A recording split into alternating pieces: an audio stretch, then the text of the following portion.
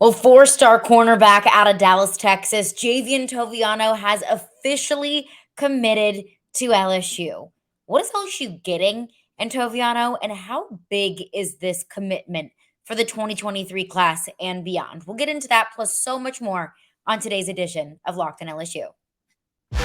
You are Locked on LSU, your daily podcast on the LSU Tigers. Part of the Locked On Podcast Network. Your team every day.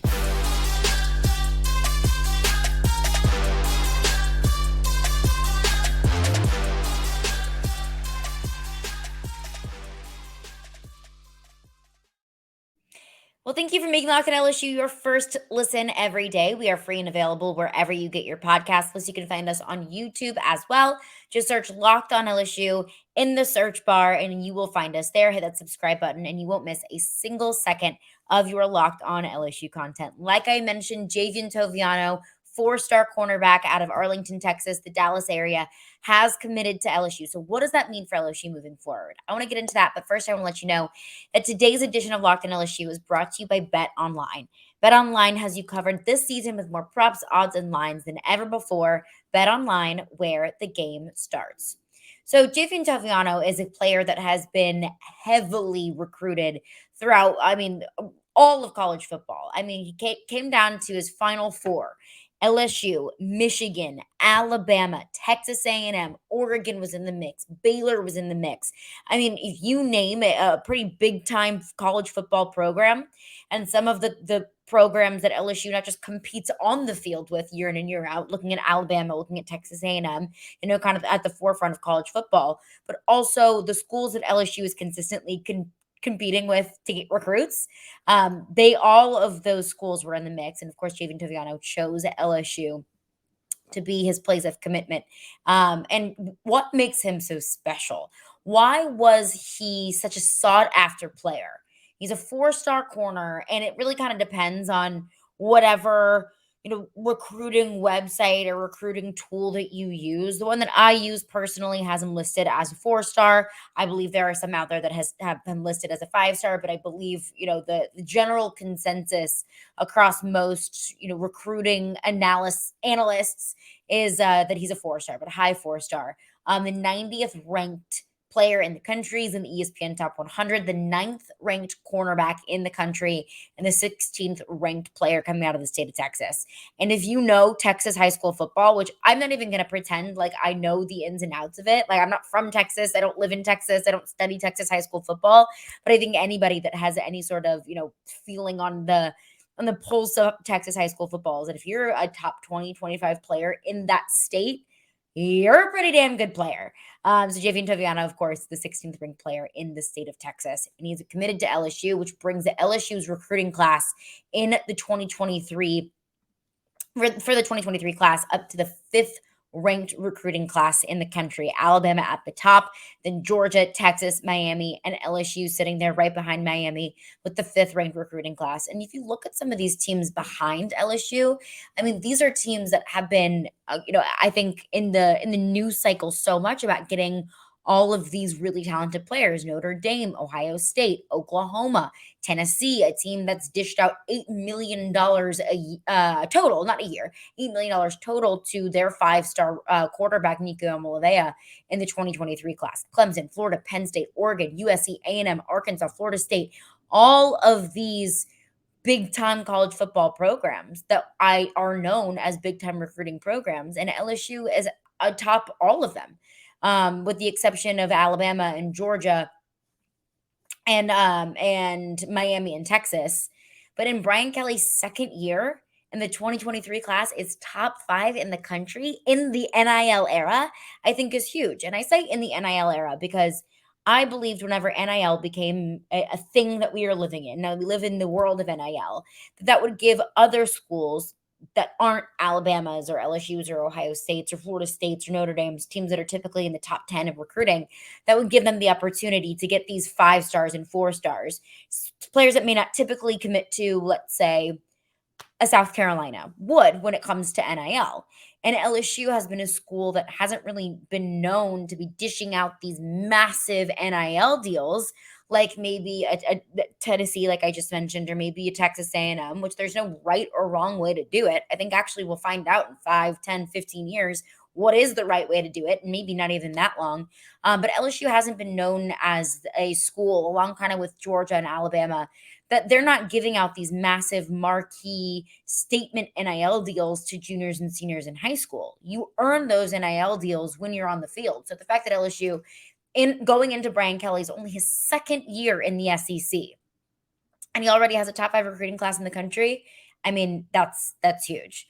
So, I mean, Javien Toviano is entering really good company. I mean, he is the 4th ranked recruit in this 2023 class. Zaylen Tur, the top ranked recruit in that class, a 5-star offensive tackle out of Neville, broke him down, and the rest of the offensive line, and players going out of LSU's program and players coming in this 2023 class. And just how much talent they have coming in on the offensive line next year. So Zaylen Tur, a local kid out of Neville, and then Deshaun Womack, Shelton Sampson, an edge rusher and a wide receiver, respectively. And then Javien Toviano coming in right behind there in that 2023 class as the 4th ranked player in that class, another 4-star to add to the collection of 4-stars that Brian Kelly and this recruiting staff has acquired over the past year. But what makes Javien Toviano so good? What makes him so special? What is LSU getting in Javien Toviano? And I think one thing is his height and his length. You know, he's around 6 feet, maybe 6'1", 6'2", and he has a really long wingspan, 77-inch wingspan. And when you're talking about a cornerback, even if he might be going up against wide receivers that have a couple inches on him. Let's say he's 6 foot. Let's say he's going up against let's say an Alabama wide receiver, 6'2", 6'3".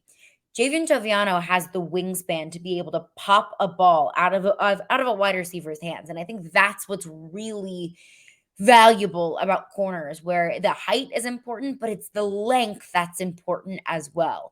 As long as you can be all up in a pass catcher and kind of knock him off his path and be able to disrupt that catch that a wide receiver is trying to make. Because you think about it, you know, you think what goes up must come down. If a wide receiver goes up and he's taller than you, he's got to bring that ball down. So Javien Toviano and other great corners that have that great length and great wingspan are able to kind of counteract that. And let's say a wide receiver is coming down with the ball. Javien Toviano has the length and the wingspan to be able to pop that ball out and disrupt a lot of wide receivers' paths. So that's big, the length, the size, but also the speed. Javien Toviano has, you know, elite speed for an elite speed for some of the players coming into this class. And he's got great backpedal ability, according to 24/7 Sports. I haven't watched any of Javien Toviano in high school. I'm going to be totally honest with you. But just based off of the size and just based off of the speed, he's got all the talent and the making to become a really elite corner. And it's something that LSU needs badly. They need defensive back depth very, very badly. So why is this commitment so big? Why is this so huge for LSU's class, even beyond just cornerback depth? We'll get into that coming up next. BetOnline.net is your number one source for sports betting information, stats, news, and analysis. So get the latest odds and trends for every professional and amateur league out there. From pro football to college bowl season to basketball and the World Cup, we've got it all at betonline.net. So if you love sports podcasts, you can even find those at BetOnline as well. Plus, we're always the fastest and easiest way to get your betting information. So head to the website today or use a mobile device to learn more. BetOnline, where the game starts. Well, thank you for making Locked On LSU your first listen every day. We are free and available wherever you get your podcasts and on YouTube. But for your second listen today, check out Locked On Sports Today. From the games that matter the most to the biggest stories in sports, go beyond the scoreboard and behind the scenes with local experts and insights that only Locked On can provide. Locked On Sports Today, available on this app, YouTube, and wherever you get your podcasts. So again, 4-star cornerback Javien Toviano has committed to LSU, and since then, LSU has been elevated to the 5th ranked recruiting class in the country, which is big. That's huge. You want a lot of talent coming in next year, especially for a team that didn't have a ton of depth this year. So why is this commitment so huge beyond just getting a really good player? I mentioned it in last segment. LSU needs depth at cornerback so desperately. LSU has 2 corners, 2 scholarship corners on the roster for 2023 so far. Sevyn Banks, again, a transfer from Ohio State, who has been struggling with injury just this past year, kind of in and out of off the field, dealing with an injury. But that was also something that he had to deal with at Ohio State as well. It's ultimately why he ended up transferring, is because he was forced to be benched because of an injury. And then there were all of these corners below him on the depth chart that started to jump him just because he wasn't able to get some of those opportunities. So Sevyn Banks is one of them that at least has experience playing college football, but has struggled with an injury. And then you also look at redshirt freshman this past year, Laterrance Welch, who doesn't have very much college experience, if any college experience at all. So this is a cornerback group that needs bodies, just needs bodies so desperately. Because you look at Jarek Bernard-Converse, you look at Jay Ward, you look at Major Burns, you look at Colby Richardson. So many players that are exiting this program are, going to the NFL draft or have exercised their eligibility. Akai Garner, another one of them that, this team needs depth desperately. So that's going to be huge. It's just adding more depth to the cornerback position. I said Major Burns. I don't mean Major Burns. He was written in my notes for another reason. Not Major Burns, but Jay Ward, Jarek Bernard-Converse, Colby Richardson, so on and so forth. I think the second reason that this is so big is because I mentioned this on an earlier podcast, and you can find all the earlier podcasts on YouTube or Spotify or wherever you listen to your podcasts. But you get to a certain point where your recruits do the recruiting for you. And I mean that both actively and passively. I think that Texas, the University of Texas and their recruiting department, once they landed Arch Manning, their job just got so much easier because there were elite playmakers across the country, both on the offensive and defensive sides of the ball, that saw Arch Manning, the top-ranked recruit in this class, the top-ranked recruit of my lifetime, and said, I want to go play with him. I want to go be on his team. So that's kind of an example of passive recruiting, is you bring in a ton of talent, you bring in these big-name recruits, and everybody else in the country takes notice. The second thing is active recruiting. And we saw it this past weekend, and we'll see it this upcoming weekend as well, as LSU hosts a lot of recruits for the 2023 class, recruits coming out of high school and also transfer portal targets. But you'll see some of these guys that are staunchly committed to LSU or wherever they may choose to go. And on these recruiting visits, they recruit the kids coming in with them. Like, dude, it would be so fun if we could play together. How cool could it be if we could room together? How cool would it be if we could train together? And they start to get a better idea of exactly what their class is going to look like, what their experience at that school is going to look like. So Javien Toviano, a big-time name, at least on the defensive side of the ball in terms of high school football, that makes every other player get on notice. And there's one in particular that I think is going to absolutely be on notice. And that's one player that LSU is targeting very heavily. That is one player that Alabama has been targeting very heavily. It's one name that I think most schools in the country, and if you're not targeting him very heavily, then you aren't doing a very good job. But that's Desmond Ricks. And Desmond Ricks is a 5-star cornerback coming into this class. And he actually is a junior in high school this year. So he originally was in the 2024 class, reclassified, and he will now be entering the 2023 classes at IMG Academy. So, it's one thing with IMG is you go to IMG, you play with the best, you play against the best. But Javien Toviano, another one of the highest ranked corners in this class, committing to LSU, and Desmond Ricks, another player, a 5-star super talented player, sees that he's got some more talent coming into this class. And even though Desmond Ricks, it has been reported he is leaning heavily toward LSU, and I think we can expect potentially, knock on wood, a commitment to LSU any day now, since he is at LSU this weekend. I believe he just got to Baton Rouge today. That he's going to look at the rest of these playmakers in the class and be like, oh yeah, this is who I want to play with. So what makes Desmond Ricks so great? We had John Garcia Jr. on the show earlier this week, and he talked about just how valuable Desmond Ricks can be.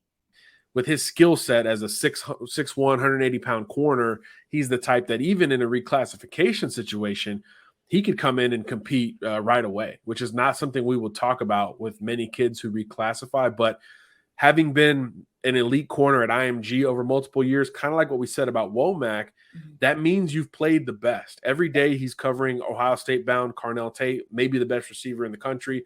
And then every single Friday night, he's playing the other team's best wideouts with substantial success along the way. So Ricks is big, he's long, he can run, he's physical, he's technically sound. There's a lot to really like about his game. And I think wherever he ends up, he'll make a huge impact. And right now I would project that to be LSU.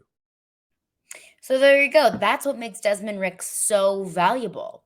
He can come in and he can contribute right away. He has those skills to contribute right away. So if you can look at this cornerback duo potentially between Javien Toviano and Desmond Ricks, I mean, this secondary will be set for the next few years. I mean, and you bring them in as freshmen, they can already contribute.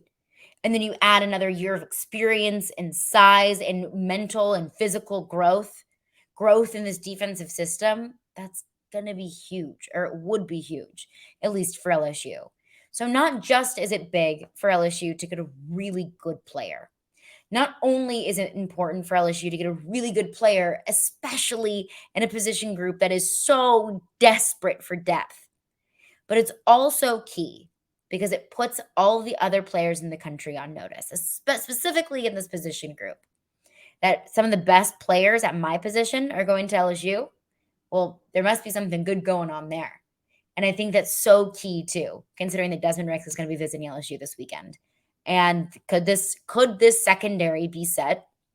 And I'm not going to act like it's going to be, okay, once you get Javien Toviano and potentially Desmond Ricks, wipe your hands off, our job's done, our secondary is set for the next year. I'm not saying that because it's not the truth at all.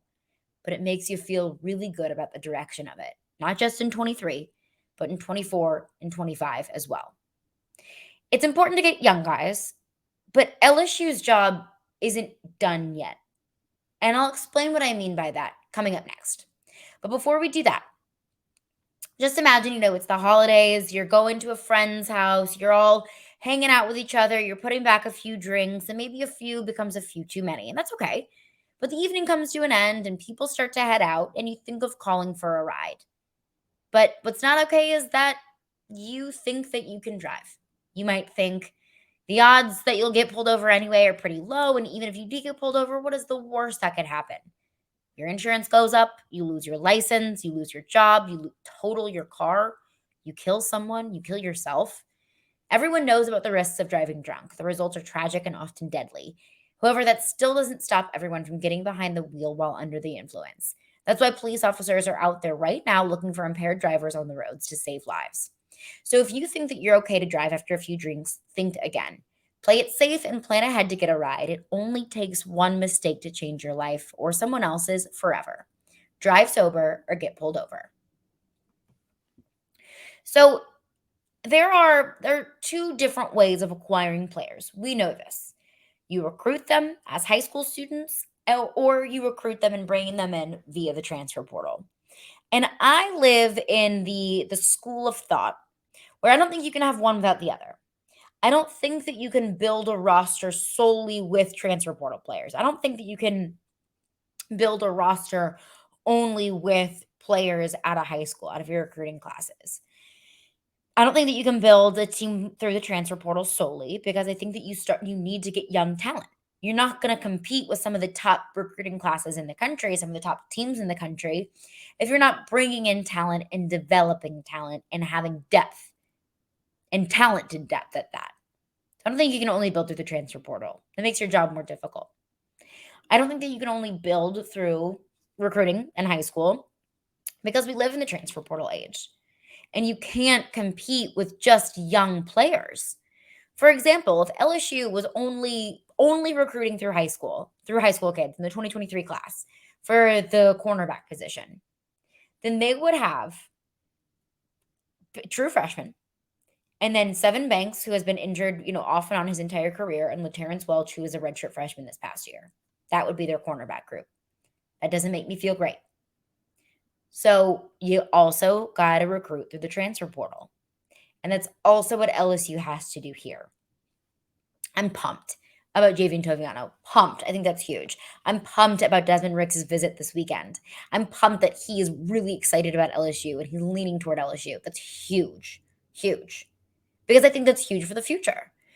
Because I think that going into this year, we all knew that LSU was going to have to do a ton of work replacing the some of the members of the secondary, specifically the cornerback position, because the cornerback group was almost completely comprised of transfer portal players who have exhausted their eligibility. So you would have to do that every year. You would have to rebuild every year. So LSU is going to pump out a ton of talent. They're going to have a ton of players to develop over the next couple of years, which is going to be great.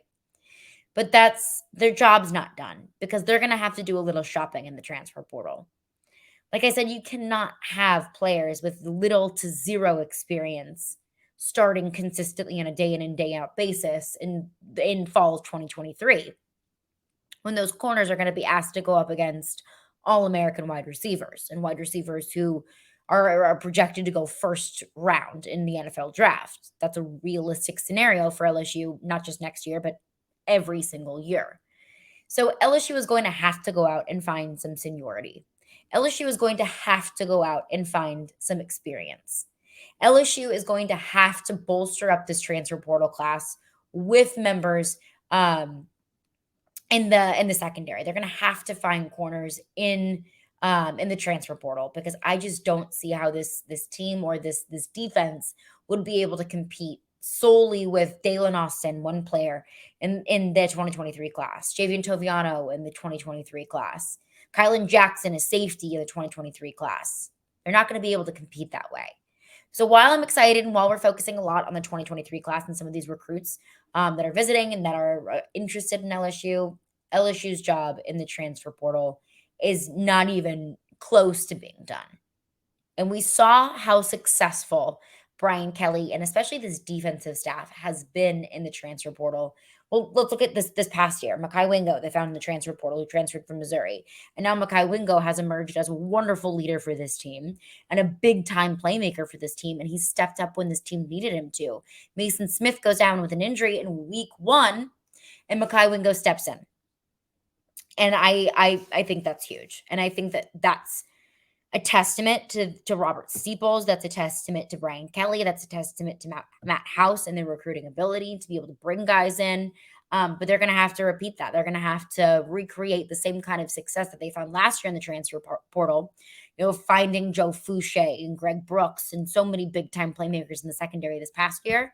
You're going to have to do that again because you have to have both, especially for a secondary and the cornerback position that has so little depth and so little experience. They're going to have to build through the transfer portal. So that's what we'll look into over the next coming days and weeks as more names enter the transfer portal, who LSU should target and who LSU already has targeted and it offers that LSU has already extended. We'll get into that in the next few days. But Brian Kelly will meet with the media on Saturday to touch on recruiting, to touch on the transfer portal, to touch on where this team is in practice. Don't forget the season is not over yet, so we will have a full report of what Brian Kelly had to say on Saturday, plus some thoughts on NIL and what one national talking head had to say about some of the motivations behind players' commitments and how NIL plays a part in that. Where does LSU come into play? That'll all be on Monday. But thank you for making Locked On LSU your first listen for your next listen. Check out the Locked On Sports Today podcast. It's the biggest stories of the day, plus instant reactions, big game recaps, and the take of the day. Available on the Odyssey app, YouTube, and wherever you get your podcasts.